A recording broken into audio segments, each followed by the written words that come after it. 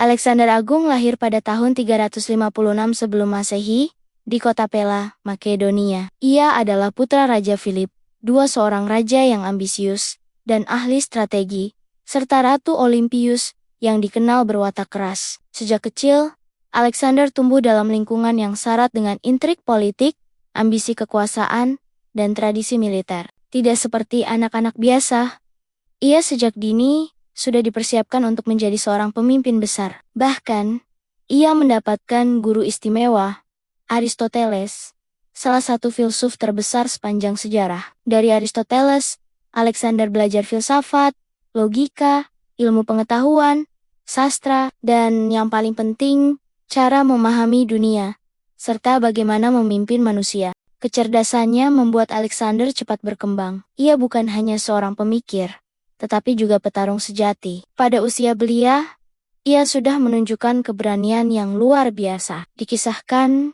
ketika berusia 12 tahun, Alexander berhasil menjinakkan seekor kuda liar bernama Bucephalus, yang bahkan para prajurit ayahnya tak mampu kendalikan. Peristiwa ini membuat Raja Philip terkejut dan bangga. Ia berkata kepada putranya, "Nak, carilah kerajaan yang sebesar mungkin, karena Makedonia terlalu kecil untukmu." Kalimat itu seperti sebuah ramalan tentang masa depan Alexander. Ketika ayahnya Raja Philip II dibunuh secara misterius pada tahun 336 sebelum Masehi, Alexander naik tahta di usia 20 tahun. Usianya muda, tetapi wibawanya besar. Banyak orang meragukannya. Namun dalam waktu singkat, ia berhasil mengamankan kekuasaannya dengan cara keras, menumpas pemberontakan di Yunani, dan menghancurkan kota. Tips sebagai peringatan bagi yang menentang. Dari sini, semua orang tahu bahwa Alexander bukanlah pemuda biasa.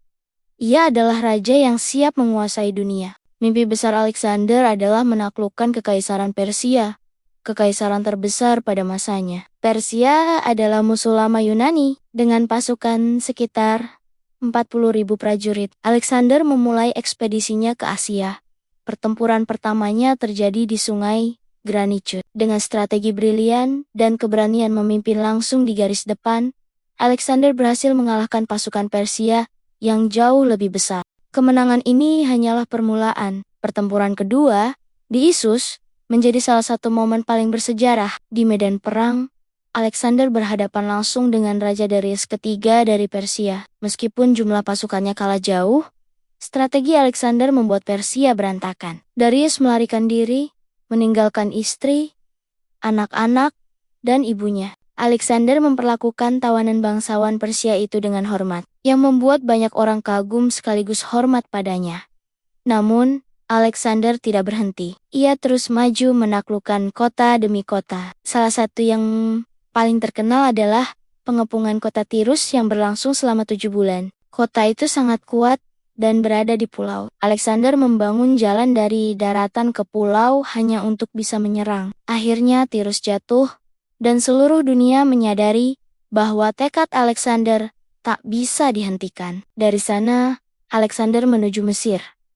Rakyat Mesir yang membenci kekuasaan Persia menyambutnya sebagai pembebas. Di Mesir, Alexander mendirikan kota Alexandria, yang kelak menjadi pusat ilmu pengetahuan terbesar di dunia kuno. Ia juga pergi ke gurun untuk mengunjungi orakel di Oisisiwa, dan di sana ia disebut sebagai anak Zeus. Hal ini menambah aura mitos di sekitar dirinya, seolah ia memang dilahirkan untuk menjadi dewa di antara manusia. Puncak kejayaannya terjadi di pertempuran Gaugamela pada tahun 331 sebelum Masehi. Di sana, Alexander kembali menghadapi Darius ketiga dengan jumlah pasukan Persia yang sangat besar. Tetapi dengan strategi luar biasa, Alexander berhasil menghancurkan kekuatan Persia. Darius melarikan diri lagi, dan akhirnya terbunuh oleh bangsawan Persia sendiri. Dengan itu, Alexander resmi menjadi penguasa Kekaisaran Persia, kerajaan terbesar di dunia pada saat itu. Namun ambisinya tidak berhenti. Ia terus bergerak ke timur, menuju Asia Tengah, lalu India. Di India, ia menghadapi Raja Porus dalam pertempuran Sungai Hydaspes. Pertempuran itu sangat sengit.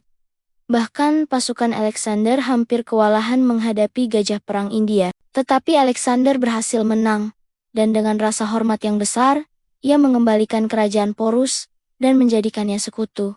Namun, pada titik ini, pasukan Alexander mulai lelah.